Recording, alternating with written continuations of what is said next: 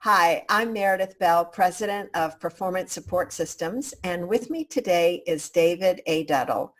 David is an international speaker, trainer, and executive coach.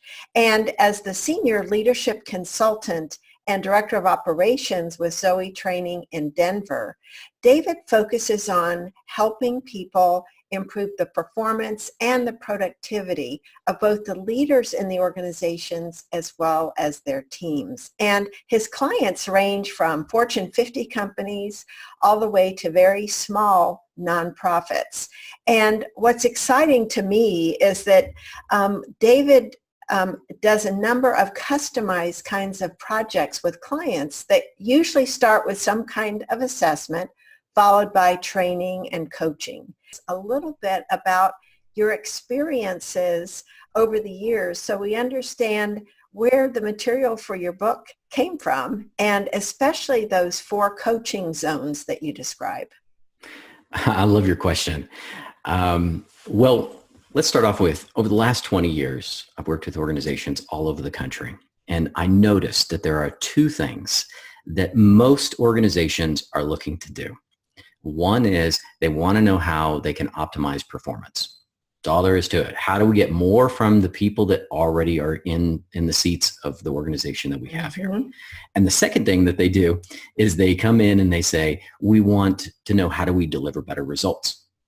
Well, that seems pretty simple, right? Well, over the last few years, what we've noticed is the highly effective people that actually achieve these results operate from a different set of rule book. I mean, they have a different game plan that they operate from. And so they get different results. And those that don't tend to have more problems. They tend to, we hear a lot of excuses about, hey, we don't have enough time. I love Pat Pirelli, the great horseman, who says, I don't have time to do it right, but I have time to do it wrong over and over again. And so you have these kinds of folks that go through each day and they're working very, very hard, but they're not as effective. And we see it in 2 major results nowadays when we measure, when companies measure their results. One is usually people that are not doing highly effective tools, they tend to operate in high turnover environments and low engagement. And those are the 2 indicators that really help identify, oh my gosh, are we on track? Are we not? And it's sad because over and over, we see many organizations that come to us and they're stuck in this cycle. And what we found, those behaviors of the highly effective organizations tended to go around one major topic, and that was how well they install coaching into their culture. And so that was where the book really came from, is, oh my gosh, maybe the secret sauce is not how to do another silver bullet program, or we need more training, or we need more of this. It was more of, how do we help and bring in these set of behaviors of the highly successful and teach them into the organization to where it changes the culture, the way they operate from. I love the great Peter Drucker, the late Peter Drucker, who's the business guru, and he hypothesized this. He says, if you can improve performance within an organization by 10%, you will more than double your profits.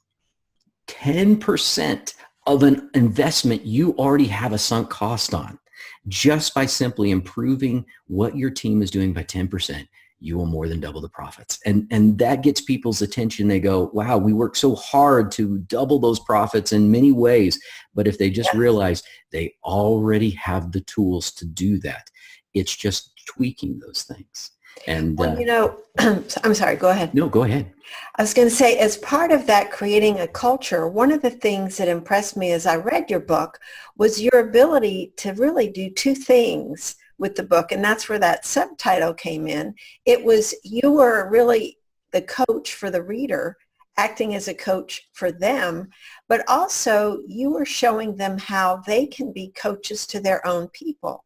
And I think you removed some of the mystery and, quite frankly, fear that people often have around doing that, because they know so many people that are coaches that have gone through all these certifications. So, Yes. and they don't often see their role as being a coach. So Mhm. I'm curious for you to talk a little bit about why you took that approach where you were trying to address both elements in your book. Well, I would say it starts off with that everyone is coaching. Everyone is coaching. And I think that that's one of the things that you see that I talk about the 5 truths in the book. And one of the major truths is you already are a coach, but you may not be getting the results that you're looking for. Mm-hmm. And I think that leaders oftentimes look at these different roles and they say, oh, that's not my job. That's not my job. Well, do you model behavior? Do you teach people? Do you encourage people? Do you provide feedback? Yes, that's all a part of that role that comes along with being a coach. But how effective are you getting those results? And so what I tried to do in this book was really help people understand that the real brilliance is already there. It's just how we tweak it to get the results we want. One of the other truths is coaching is easy. It's also easy not to do it. and so the things you can do, it's coaching is a simplified process of that can easily be done by anyone. The thing is that it's also easy not to do those same behaviors. Mm-hmm. And so we have to make a choice. It's there are days where I can look at a salad and go, oh, I can make a choice of eating a salad or eating bonbons. And I may be more wanted to eat the bonbons, but the truth is it's still a choice. And everyday leaders have a choice that they can increase their performance of their people, their interaction, their engagement by simply doing different things in their interactions with them. And that's why the book was written, was to show that coaching doesn't belong to all these certification folks out there. That's not to discredit professional coaches. That's to say everyone is a coach. So, and it's already expected in your job description. Now let's give you some tools that help set you up for success so that you can do it differently or more effectively. Well, and you know, David, when you're talking about managers not wanting to coach, I think part of that, I remember reading an article years ago about top leaders when they left their positions, retired. One of their biggest regrets was not having given feedback to people, to really be honest with them about what they needed to do to improve. And so that's why in your book, I love the fact that you made feedback as the number one first zone that you talked about, because in my experience, and I bet with yours too, whether it's giving positive or constructive feedback, a lot of, or giving it or even receiving it, a lot of leaders have never really been taught how to do that well. And so I loved that you invested so much of your book on that particular zone. So I wondered if you would just talk about it in terms of this. I would like our listeners to get 2 or 3 specific tips they could apply today if they wanted to become better at this really important skill. Well, let me highlight one thing on feedback. And just like you said, it is something that's so important, not only to the coach, it's important to the people being coached. They did a survey not too long ago with American Express actually did this, and they found what are the biggest things or the most important things that their employees wanted. And they found hands down, feedback was the number one thing that people wanted from their leaders and from the organization, even more so than financial gain or other things, positions, because they realized that feedback was going to lead to more financial gain and more positions and change in growth. And so that was very telling. People are now looking at how can I get some very honest feedback that can help me get where I need to go. What I try to do in the book is really simplify feedback. And we have the SEE model, SEEE. And one of the things that really, if I was to give people today, if they could just take away these couple of things for feedback, here's a couple that I would tell you. 1, be intentional about the feedback that you're giving. I think so many people just kind of casually go, oh, you're doing a good job. Good job doing what? How can I improve? Oh, just keep doing what you're doing. What does that mean? And they get lost in some of that. Or, hey, I love, how you did on that project. Well, what specifically did you like on that project? And I think when we're intentional about it, it feels differently. People interpret it. It's not like, oh, we just happened to run into each other and you gave me a compliment. It's more of, you went out of your way to help my life become better, whether that's a positive comment to keep doing something positive or an opportunity in my life that may be holding me back from doing the better things. So be intentional. Second thing that I would say is state the facts. People will not argue. Most of the time we don't like to coach because we're afraid people will argue with us, that will hurt people's feelings. We'll have different kinds of setbacks. They won't like us. But here's what I notice. People don't argue with facts. They argue with opinions. And feedback doesn't have to be about, well, I just really don't like your project, or I really don't like you or your attitude. It's more about, here are the facts that I witnessed. And then here's how I interpreted those facts. That's where we get to kind of state our opinions of it. But people will not argue with facts. They will only argue if we come at them and we're just strictly going with opinions. And the last thing I would say is follow up. Is many times we give feedback, but then we don't do anything with it, or we don't follow up. The old saying that says people respect what you inspect, it's true. And if you're going to give some feedback and you're talking about a project, make sure that you follow up and say, hey, we talked about this the other day. How's that going? What are you doing with that? And because then all of a sudden it becomes more powerful. They will learn real quick when you give some direction and feedback, it actually means something, and that you're going to follow up, and that it can really be incorporated in the culture and what you're doing. Yes. And, thinking about what you just said, the idea of giving someone feedback and following up also demonstrates that you care, so that you're genuinely interested in how they're doing. Of course, it has to come across in a non-judgmental way, Yes. But Yeah. I think we underestimate how valuable that can cause people to feel about themselves and the work they're doing when their boss takes time to notice and comment on it, even if it's giving suggestions for improvement. So, That's right. and again, tying back to this idea of the 360, how could leaders use 360 feedback as a type of coaching tool for themselves and for their direct reports? Well, anytime I'm working with clients, whether it's doing executive coaching or working in group leadership programs, what we try to do is we try to incorporate a 360 tool. 2020 just happens to be one of the best ones that I've ever seen out there at the affordable price. What we find is this, and I love John Whitmore's quote on this. He says, the things that I'm aware of, I can control. The things I'm unaware of control me.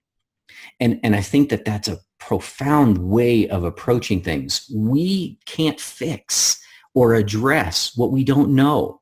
And in many ways, we surround ourselves with people that will tell us what we want to hear and not what we need to hear. And the higher we go in leadership, so the more I work with executive teams and the higher we go in an organization, the more distant people, these leaders are from hearing the truth that they need to hear. And so that's where it becomes even more important to have a tool that helps them identify missing pieces that they can go, oh my gosh, what do I need to work on? Leaders do not have time to just kind of hope out there that they're going to fix whatever's broke. They need very specific steps and direction of what do they need to fix, not only about the organization, but about themselves. And so what the 360 tool does is it allows them to see kind of what they're trying to do, whether it's competencies, values, all the things that are tied into that. But it helps them kind of go, okay, these are the things that I'm trying to do. Here's how I think I'm doing them.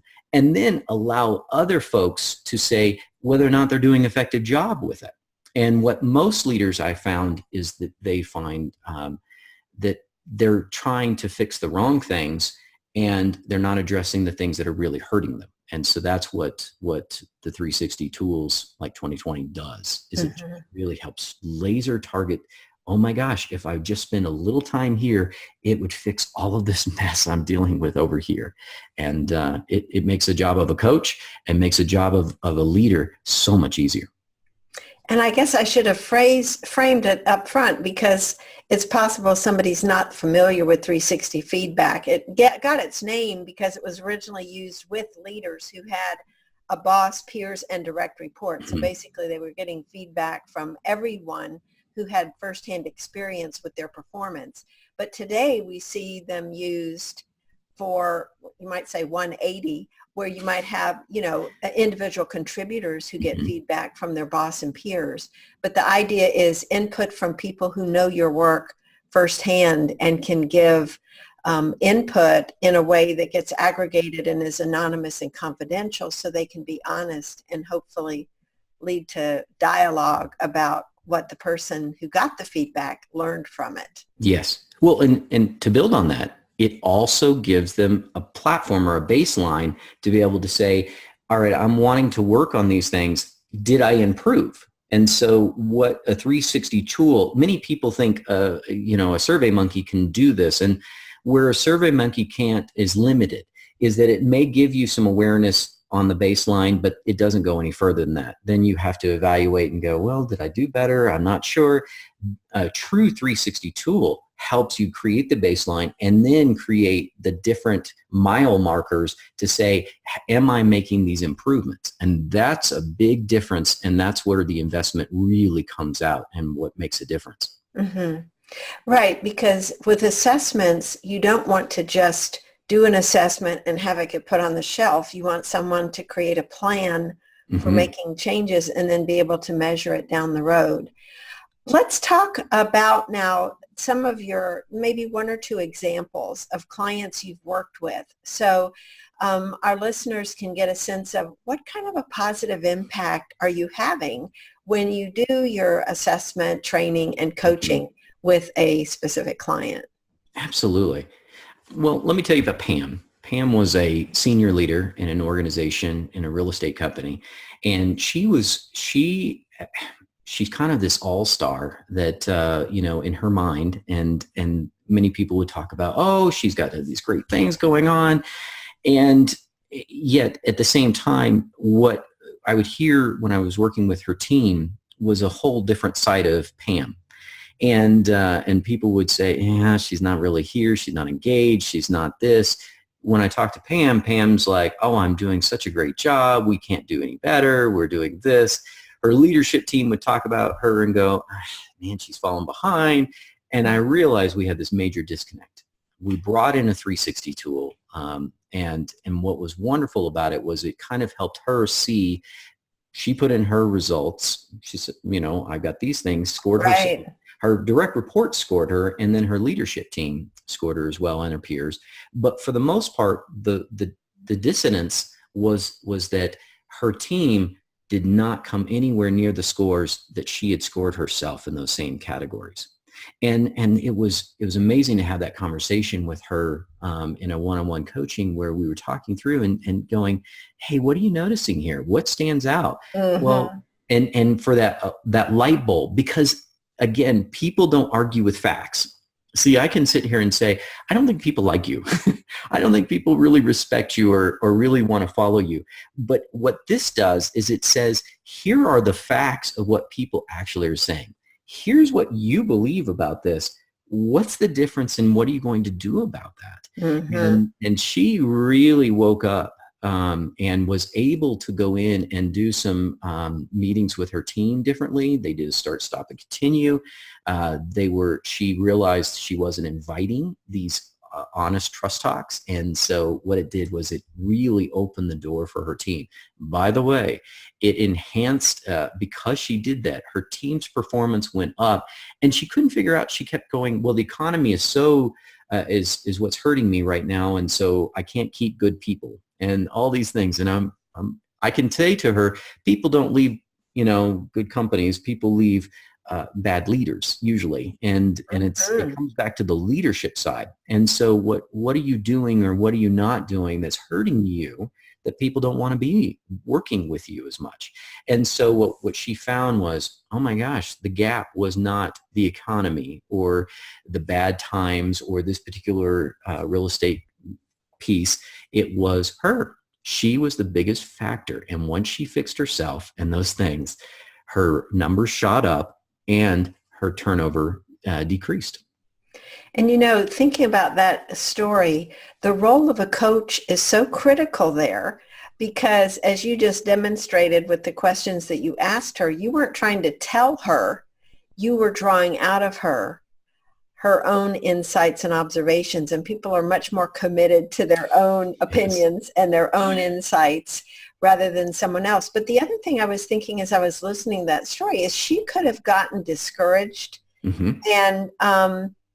and defensive and a lot of other negative emotions when she looked at that data without your guidance to help her better understand the results and see that there were actually things she could do. So you were there as an encourager too. And I think when we look at the importance of coaching, whether it's an external coach like yourself coming in or the manager serving as coach, that role of asking questions, listening, supporting, it's just so critical to someone elevating themselves. And the fact that she was willing to make changes, I think a second insight from a takeaway from that is the importance of being willing to acknowledge that you're not perfect as a leader. And try, instead of feeling that pressure to be perfect and not make mistakes, that people, the employees who work with you, respect and honor that kind of honesty. And they'll rise to the occasion, and they'll also feel safer that it's okay for me to make mistakes because you acknowledge that you made a mistake. Yes, I would agree with that. There's many people that will take a 360, and if it's a powerful tool, but it also could become a powerful weapon. If people aren't aware. And what happens is that some leaders will use it to put on an agenda instead of create awareness. Remember, all 360 tools are designed to create awareness so that people can start having the right conversation to fix whatever needs to be addressed. And I think that it's not to prove someone's got a problem. It's more of, hey, what are we inviting people here to hear what they need to see or hear so they can make the changes they need to make. And people do get defensive. They get hurt. They start looking, sometimes they'll go, oh, I want to find out who said this about me. And you go, really? And what would that do for you? Well, it really comes back to great leaders are not asking the question of how do I get more from my people as much as it is, how do I become the person I need to become so that I can drive better results and my team will respond in an effective way. And I know that's kind of it's a little different nuance there, but the difference is when I work on me and I'm aware of the things that are missing in my life or my leadership style, my team, when I address that, just like you said, the team starts working on themselves and I don't have to fix people. I have to fix the one thing I get to control. And that's what a 360 does, is it gives you a power tool to stop trying to fix everything outside of you and start working on the one thing you can control the most of.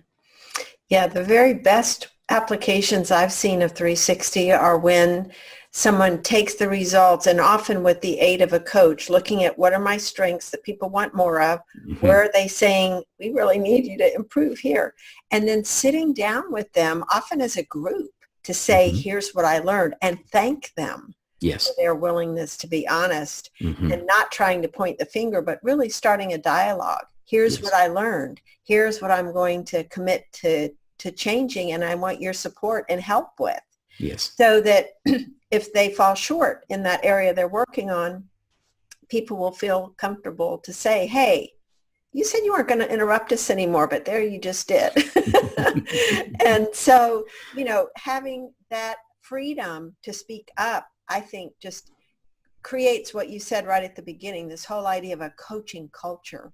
Where the employees feel free to coach the leader. Because they've been given permission to do that. So I just love the way you've utilized that to help really eliminate blind spots and reduce the defensiveness. So tell me a little bit about what you're most excited about in your work these days, David. You know, I think the whole reason the book was, we talk about the book, we talk about the organization that I'm a part of with Zoe Training and Consulting. These are vehicles to be able to help organizations get healthy. I just believe that we've all been a part of organizations that probably didn't do it as effectively as we wanted them to. And even I was a part of a Fortune 50 organization, and I thought, man, is this as good as it gets? You go through, you're clocking in, you're sitting in your cube, you're doing the things, and you just kind of going through the motions, hoping that you get to retirement, and you're counting it down, and you're doing these things, and you think, is this as good as it gets? And just like the movie talked about, and what I would throw out to, for me personally, is that it can be better. It doesn't have to be perfect. There is no such thing as a perfect organization. There is healthy organizations that can continue to drive exceptional results, and people enjoy and thrive there instead of survive. And so my passion at this point is how do I help people get healthy and get the most out of their working environments? And that's what the 360 tool has allowed me to do, is that it actually helps me be able to help them see the things they need to see, make the changes they need to make. And they're not complex changes. It's not the big stuff that gets us. It's not the big stuff that ruins it for the workplace. It's the small little things that tend to come up that we don't address or we don't address well. And if we just tweak a little bit, it's amazing how much more people will enjoy, and we get better performance. Well, thinking about 360s, I know you also have looked at using our tool for other kinds of surveys too, for both the team level and the organization level. And it seems to me, and I can just, feel your passion here across the screen about your work. And if companies can understand what people are sensing about the company as a whole, not just their boss, they can make those same kinds of tweaks that you're talking about company-wide and really build a more engaged workforce than what many times we see with situations like you just described about yourself, putting in the time, wondering, is this as good as it gets? Well, I think that most organizations, they want to do better. I really believe that in good intentions, that most organizations want to create the correct environments where their people can thrive. Yes. I don't always think that they know what that looks like or how to do that. And then they depend on one department to be able to do it all for the entire organization. So they turn to the HR department and they say, okay, you're in charge of people engagement and people, and the rest of us will just operate in the sales and we'll separate. And really where healthy cultures come from is where everyone does their part to create this awareness. And so that we operate from the same rule book or the same guidelines that kind of help us be effective. So it's not an initiative of HR, it's an initiative of the organization to create the culture. Now, with that said, what the 360 tool like 2020 does for us is 2020 allows us to do more of what a pulse check would do. It's kind of like, how effective are we doing these things? Are we on track? Where are we at? And many organizations will do this yearly. I highly recommend probably more often than that, because by the time we get those results and we do something with them, you could be up to 3 to 6 months already in, and those results are not really telling us as much as we need to hear. And so there's got to be a really good baseline that helps us continue to identify, are we on track? Where are our people? Are we listening to them? Are they growing? Are they doing the things that are making them feel valued and tied into our mission and value system? And so that's where the tool not only gives an individual some of that concept of awareness, but it's where we shift that over to more of the organizational awareness of leadership to say, wait a minute, we're spending a lot of time and energy on these initiatives, but our team are not coming along with us. How do we get them plugged in and tied back? And so that's where we use the 360 tool like 2020 to help us really keep on key to the mission of what the organization is trying to achieve. Well, David, I love your commitment to your clients and to making a difference. And I know that some of the folks watching this are going to say, man, how can I work with this guy? He's really, you have such a great understanding about what it takes to create a really wonderful workplace. And so would you let us know, where can people get a copy of your book? And also, how can they get in touch with you if they'd like to learn more about how they could work with you?